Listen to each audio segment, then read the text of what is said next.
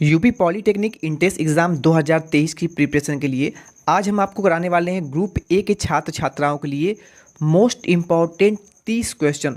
दोस्तों इस 30 क्वेश्चन में से आपको एग्ज़ाम में 20 से भी अधिक प्रश्न सेम टू सेम एग्ज़ाम में देखने को मिल जाएंगे। जी हाँ, अगर आप इस क्लास को पूरा ले लेते हैं, अगर आपने पॉलीटेक्निक एंट्रेंस एग्ज़ाम के लिए कुछ भी नहीं पढ़ा अभी तक, अगर आप इस मात्र क्लास को ही ले लेते हैं जो कि 15 से 20 मिनट की क्लास होने वाली है, अगर आप इस मात्र क्लास को ले लेते हैं तो एग्ज़ाम में आप 20 प्लस क्वेश्चन जो है आपको इसी क्लास में से देखने को मिलेंगे, जिससे कि आप 80 प्लस मार्क्स केवल इस क्लास से ही पा सकते हैं। तो चलिए क्लास को स्टार्ट करते हैं बिना देर किए। पहला क्वेश्चन आपसे पूछा गया है, एक डाइन सीजीएस पद्धति में बल का मात्रक किसके बराबर है। देखिए, बल का जो मात्रक है वो सीजीएस पद्धति में आपको बताना है एक डाइन किसके बराबर है। तो इसका बिल्कुल जो करेक्ट आंसर हो जाएगा वो होगा 10⁻⁻5 kg मीटर पर सेकेंड स्क्वायर। ठीक है, एक डाइन सीजीएस पद्धति में बल का मात्रक जो है वो 10⁻⁵ किलोग्राम मीटर पर सेकेंड स्क्वायर के बराबर होता है। डी ऑप्शन इसका करेक्ट आंसर होगा। नेक्स्ट प्रश्न आपसे पूछा गया है, जब लघु पथ यानी शॉर्ट सर्किट की दशा घटित होती है तो परिपथ में धारा क्या होती है। धारा शून्य हो जाती है, धारा स्थिर बनी रहती है, पर्याप्त रूप से बढ़ती है या फिर यादृच्छिक रूप से परिवर्तित होती रहती है। बहुत ही इंपॉर्टेंट क्वेश्चन है दोस्तों। अगर आप देखेंगे कि एक तार यहाँ से गया हुआ है और एक तार यहाँ से गया हुआ है, जब दोनों तार आपस में शॉर्ट हो जाएं, दोनों तार शॉर्ट हो जाएंगी तो तार जो है वो पिघलने लगता है, तार गलने लगता है, उसमें से चिंगारियाँ देखने को मिलती है। तो उस कंडीशन में होता क्या है, उस परिपथ में बहुत ज़्यादा मात्रा में करंट का फ्लो होने लगता है और यही कारण है कि पर्याप्त रूप से धारा का मान बढ़ता रहता है जब तक कि वो सर्किट को तोड़ ना दे, खराब ना कर दे। तो यहाँ पर सी ऑप्शन बिल्कुल आपका करेक्ट आंसर हो जाएगा। जितने भी क्वेश्चन मैं आपको आज कराने वाला हूँ सभी के सभी प्रीवियस ईयर में बार बार कई साल रिपीट किए गए हैं। तो आप हर एक क्वेश्चन को अच्छे से अगर पढ़ लेते हैं तो आप एग्ज़ाम को 100 प्लस स्कोर, मैं बता रहा हूँ 110% आप 80 से 100 नंबर इस मात्र क्लास से लाएंगे। फैराडे के नियम के अनुसार, फैराडे का नियम कौन सा है आपको ये बताना है, इनमें से कौन सा फैराडे के नियम को बताता है। तो दोस्तों E=-k/d⁵/dt ये है फैराडे का नियम। ये फार्मूला आपसे यहाँ पे पूछा गया है एग्जाम में, प्रीवियस ईयर में आपसे इस पर न्यूमेरिकल भी पूछा जाता है। स्मॉल ई जो है वो आपका विद्युत वाहक बल, ठीक है, EMF है। इसके अलावा N जो है वो आपके चक्रों की संख्या है, d∅ जो है वो फ्लक्स है और dt जो है वो समय को दर्शाता है। आपको यहाँ पर वैल्यू जो है प्रश्न में दिया रहेगा, आपको इस पर न्यूमेरिकल भी पूछा जा सकता है। तो अगर आपने अपना नोट्स वही कहीं बनाया हुआ है तो इस बी वाले क्वेश्चन का जो ऑप्शन है इसका, इस फार्मूले को वहाँ पर नोट कर लीजिए। फार्मूला याद होगा तो आप इस पर न्यूमेरिकल क्वेश्चन को भी सॉल्व कर लेंगे। नेक्स्ट है, निम्नलिखित में से कौन सा संरक्षी बल नहीं है। तो घर्षण बल जो है, फ्रिक्शन फोर्स जो है, ये कोई प्रकार का संरक्षी बल नहीं है। लेकिन विद्युत बल, गुरुत्वीय बल, कमानी यानी स्प्रिंग में जो आप बल देखते हैं ये सभी संरक्षी बल होते हैं। नेक्स्ट क्वेश्चन आपसे प्रीवियस ईयर में पूछा गया प्रश्न है, किसी कार्य को 1 जूल कब कहा जाता है। आप जानते हैं कि कार्य करने की क्षमता को ही हम ऊर्जा कहते हैं।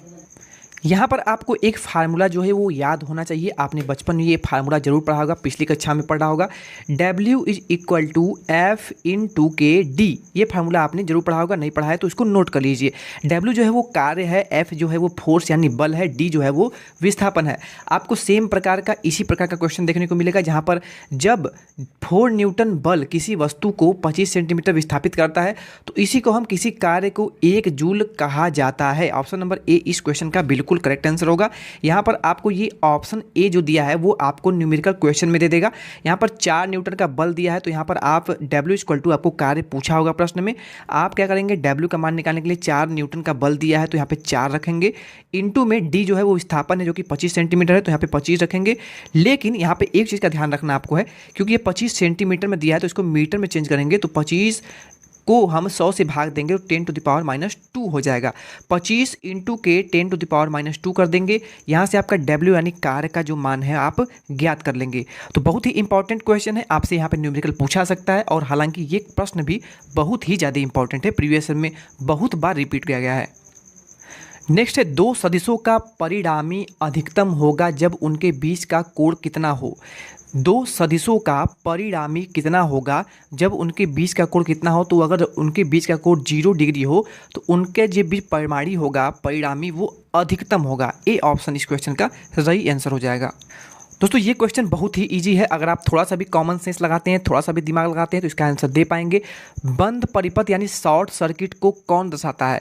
तो जब आपका परिपथ शॉर्ट हो जाए, इसका मतलब जो परिपथ है वो आपका बंद हो जाए, तभी तो उसे आप कहेंगे कि वो परिपथ बंद है। तो इसका बिल्कुल करेक्ट आंसर जो हो जाएगा वो होगा ऑप्शन नंबर सी। यहाँ पर आप देख रहे हैं परिपथ जो है वो यहाँ पे बंद है, ये जो आपका कुंजी यानी ये जो की लगी हुई है यहाँ पे सटी हुई है। लेकिन अगर यहाँ पे बोला जाए कि ओपन कुंजी कौन सी है, खुला परिपथ कौन सा है, तो ये जो परिपथ है वो आपका खुला हुआ परिपथ है। तो यहाँ पर सी ऑप्शन बिल्कुल करेक्ट आंसर होगा। उम्मीद है आप समझ गए होंगे।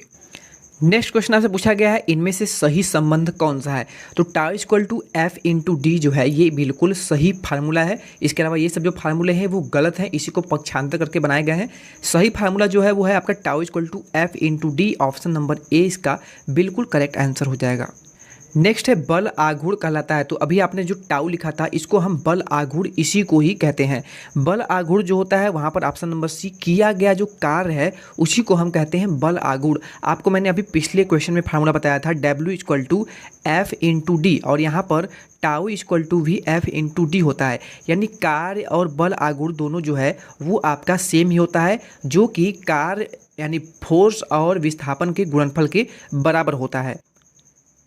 अगला प्रश्न है आपका 80 नंबर क्वेश्चन, उत्प्लावकता क्या है। उत्प्लावकता क्या है। तो ऊर्ध्वमुखी बल। अब ये ऊर्ध्वमुखी बल क्या है, जब आप पानी में किसी वस्तु को फेंकते हैं या फिर रखते हैं तो वो आसानी से पानी में डूबता नहीं है, उस पर तैरता रहता है। जैसे आप यहाँ पर पानी लिए हैं, पानी पर आपने एक यहाँ पर बर्तन रखा, मान लीजिए यहाँ पर एक ने बर्तन रख दिया है, ठीक है, ये आपका पानी फ्लो हो रहा है, इस पर आपने एक बर्तन जो है वो रख दिया। पानी जो है वो बर्तन को अपने अंदर डूबने नहीं दे रहा है, बल्कि ये जो बर्तन है इस पर पानी एक ऊपर की ओर फोर्स लगा रहा है, तभी तो ये बर्तन नीचे डूब नहीं पा रहा है। तो ऐसे ये जो बल लग रहा है पानी और उस बर्तन के बीच, इसी को बोलते हैं हम ऊर्ध्वमुखी बल, जो कि ऊपर की ओर उस वस्तु पर लगता है जो कि पानी में डूबने का प्रयास कर रहा है। तो यहाँ पर डी ऑप्शन बिल्कुल करेक्ट उत्तर हो जाएगा। नेक्स्ट बहुत ही इजी क्वेश्चन है, आपको इस प्रकार का एक फिगर दे देगा, चित्र में ए और बी के बीच तुल्यांकी प्रतिरोध यानी कुल प्रतिरोध आपको ज्ञात करना है। यहाँ पर आप देख रहे हैं यहाँ पर एक सर्किट बना हुआ है, जिस सर्किट में यहाँ पर एक 2 ओम का प्रतिरोध जुड़ा हुआ है और नीचे एक 2 ओम का प्रतिरोध जुड़ा हुआ है। आप देख रहे हैं कि दोनों एक दूसरे के पैरेलल यानी समांतर में जुड़े हुए हैं। तो समांतर में प्रतिरोध जोड़ने का क्रम होता है आपका 1/r equal to 1/r1 plus के 1/r2। सेम इसी फार्मूला का यूज करेंगे हम, 1/r इक्वल टू करेंगे 1/2, क्योंकि R1 का मान 2 है। इसी प्रकार R2 का मान भी 2 ही है, तो 1/2। दोनों का एलसीएम जो है वो 2 ही होगा, यहाँ पर 1 हो जाएगा, वहाँ पर 1 हो जाएगा। आपका 2/2 यानी 2/2 करेंगे तो 1 आ जाएगा, ऊपर नीचे वैल्यू कट जाएंगे, यानी R की जो वैल्यू है वो 1 आ गई, ठीक है। यानी कि आपका जो तुल्य प्रतिरोध हो गया ए और बी के बीच वो आ गया कितना, 1 ओम।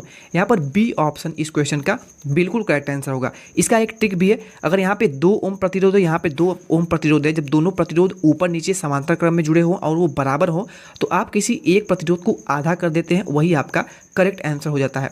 जैसे एक एग्जाम्पल लीजिए, यहाँ पर ए है, यहाँ पर आपसे क्वेश्चन पूछा गया है, एक रजिस्टेंस यहाँ जुड़ा गया है और एक रजिस्टेंस जो है वो यहाँ जुड़ा गया है। यहाँ पर 8 ओम रजिस्टेंस है, यहाँ पर 8 ओम रजिस्टेंस है। यहाँ पर आपसे ए और बी के बीच तुल्य प्रतिरोध यानी तुल्य रजिस्टेंस आपसे पूछा गया है।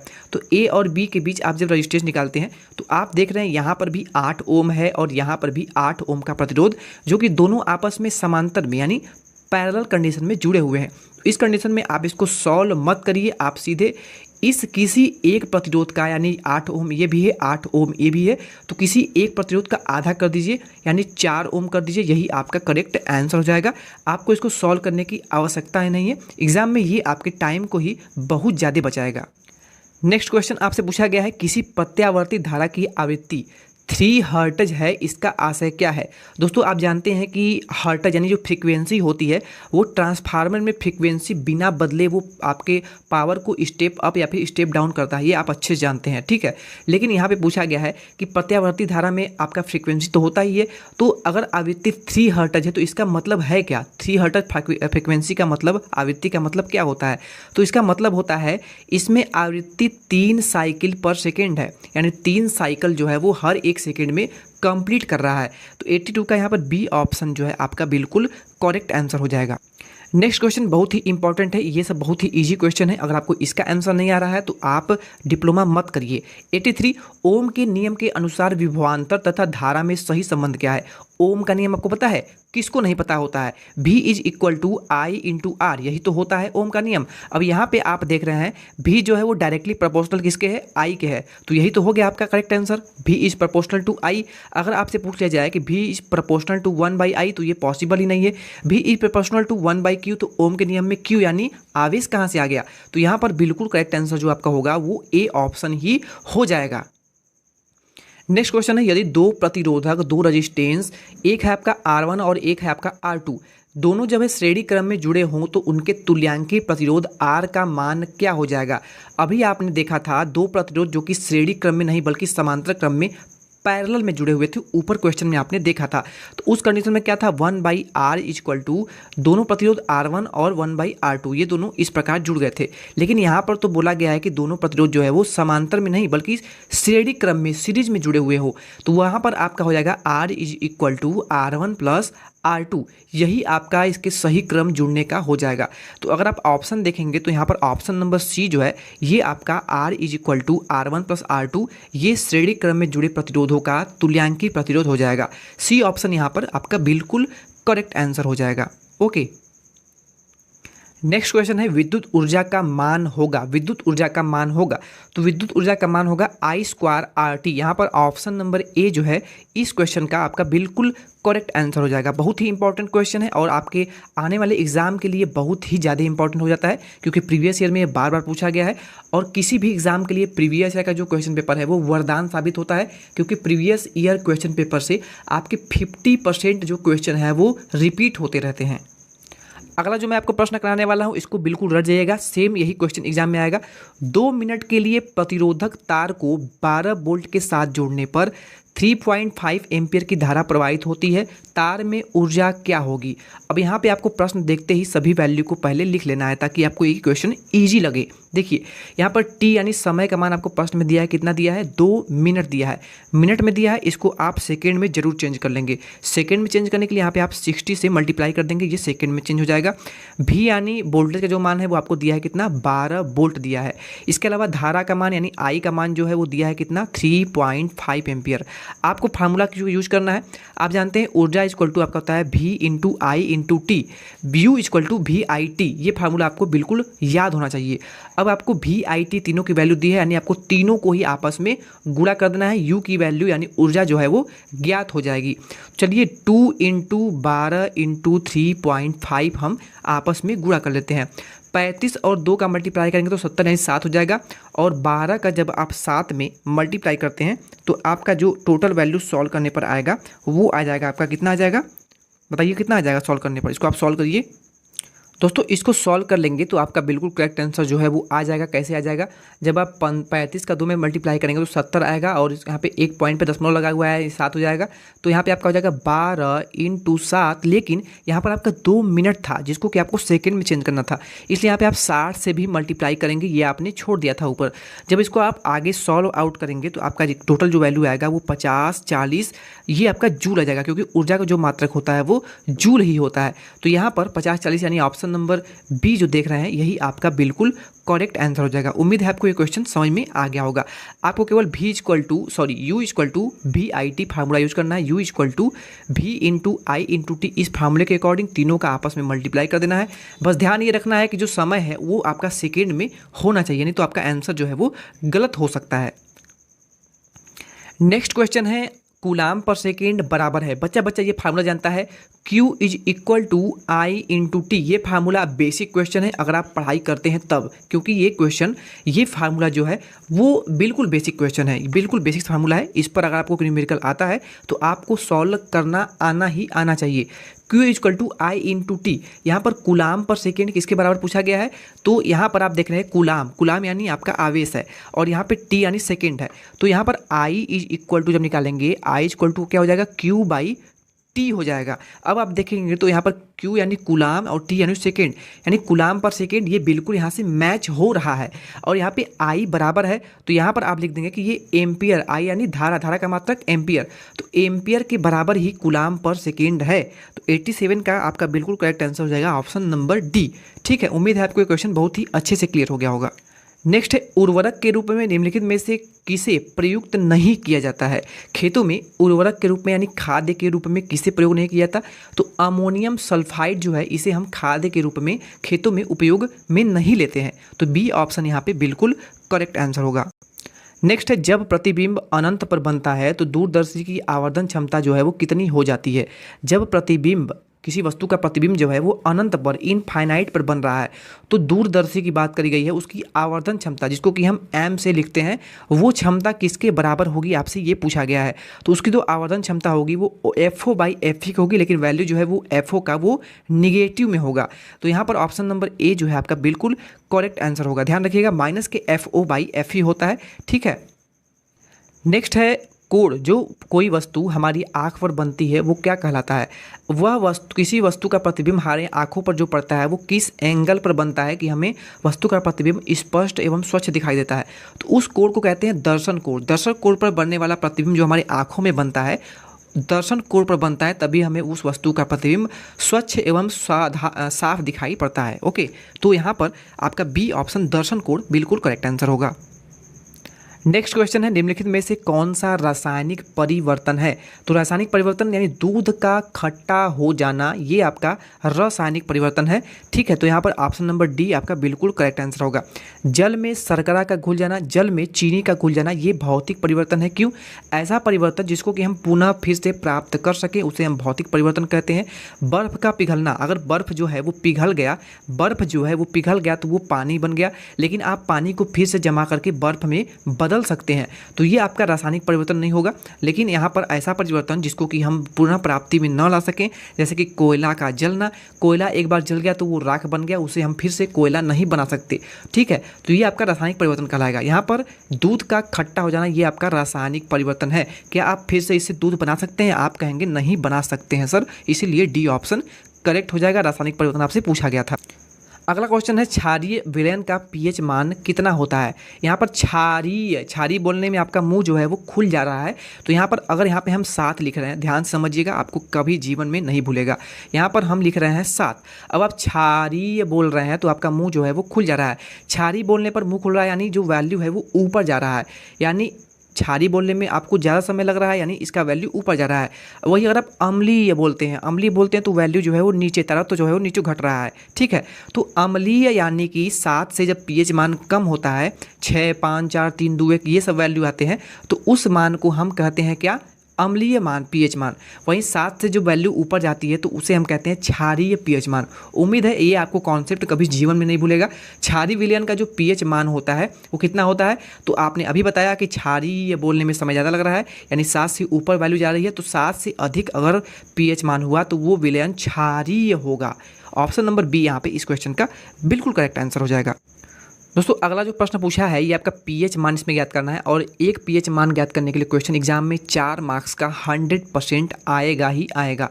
यहाँ पर पीएच मान ज्ञात करने के लिए आपको फार्मूला यूज़ करना होता है माइनस के लॉग पीएच वैल्यू जो प्रश्न में दिया है उसको रख देना होता है। तो चलिए इसको हम आपको सॉल्व करके बताते हैं कैसे इसको सॉल्व करेंगे। यहाँ पर आप लाएंगे माइनस के, कोष्टक में लिखेंगे 2 × 10⁻⁻8, और यहाँ पे आपको आगे जो है वो लॉग लगाना होता है। ठीक है, जब आप लॉग लगाएंगे तो माइनस के लॉग आपका हो जाएगा, एक कोष्टक में 2 log 2 आपका हो जाएगा। ठीक है, और यहाँ पर आप सिंबल लगाएंगे प्लस का। ठीक है, और यहाँ पे आप आगे लिखेंगे log 10 के आधार, यहाँ पे 10⁻⁻8 है। यहाँ पर आपको बिल्कुल प्रॉब्लम नहीं होनी चाहिए। अब इसके बाद क्या करना है, यहाँ पर log 2 की जो वैल्यू है वो आपको याद होनी चाहिए, नहीं तो आप सॉल्व नहीं कर पाएंगे। यहाँ पर माइनस का सिंबल लगाया जो कि बाहर है।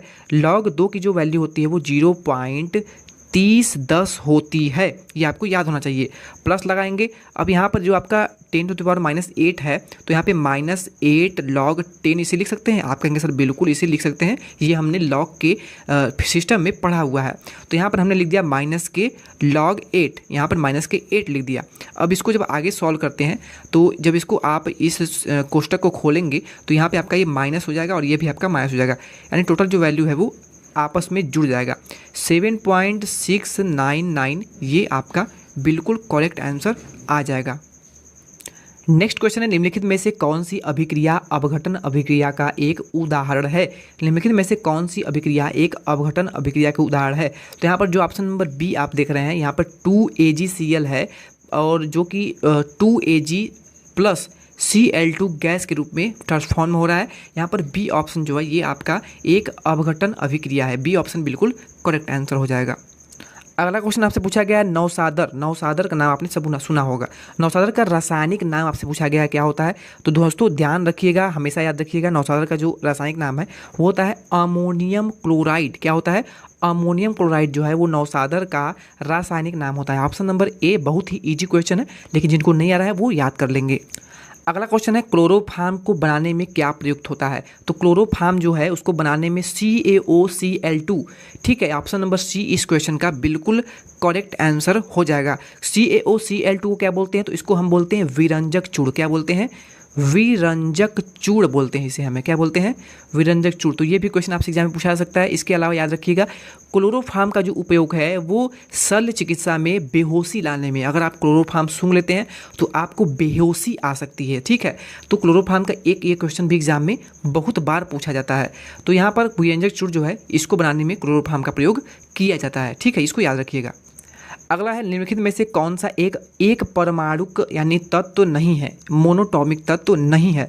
तो आयोडीन जो है ये आपका एक परमाणुक तत्व नहीं है। यहाँ पर ऑप्शन नंबर सी आपका बिल्कुल करेक्ट आंसर होगा। आयोडीन जो है इसकी कमी से घेंघा नामक रोग हो जाता है, इसको आप याद रखना है। घेंघा रोग नामक रोग जो है वो कहाँ पर होता है? तो आपके शरीर में, आपकी बॉडी में जो थायराइड ग्रंथि पाई जाती है, जो कि जनरली जो मेंस होते हैं, मेंस में ये पूर्ण रूप से विकसित होती है, लेकिन जो वुमेन होती हैं इनमें पूर्ण तरह से ये विकसित नहीं पाया जाता है। थायराइड ग्रंथि आपका क्या होता है? जो मनुष्य होता है, मनुष्य को आपने देखा होगा, मनुष्य कैसा होता है भाई? मनुष्य ऐसा ही कुछ होता है ना, लेकिन इसका जो गला होता है, यहाँ पे गला आ गया आपका, तो गला में कुछ भाग जो है ऐसे निकल जाता है, तो आपने कुछ लोगों को देखा होगा।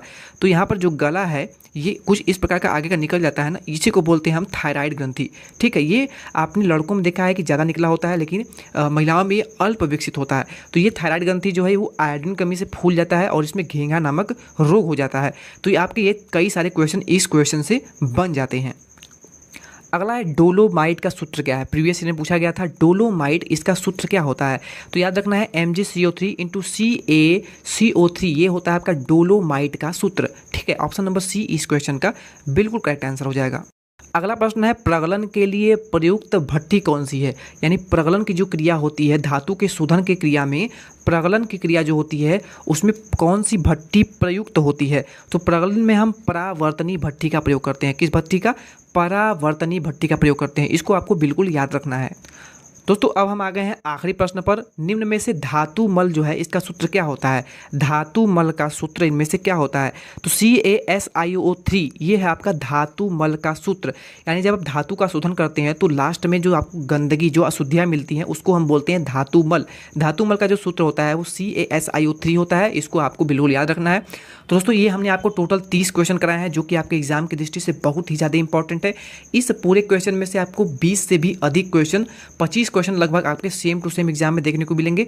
तो एक बार इस क्लास को 2 से 3 बार रिवीज कर लीजिएगा। और अगर आपने अभी तक हमारे टेलीग्राम चैनल को ज्वाइन नहीं किया है, जिसका लिंक आपको इसी वीडियो के डिस्क्रिप्शन में मिल जाएगा, वहाँ पर आपको daily UP polytechnic entrance exam से रिलेटेड क्विज कराए जाते हैं, जिससे आपको आपकी प्रिपरेशन और भी बेस्ट करा दी जाती है।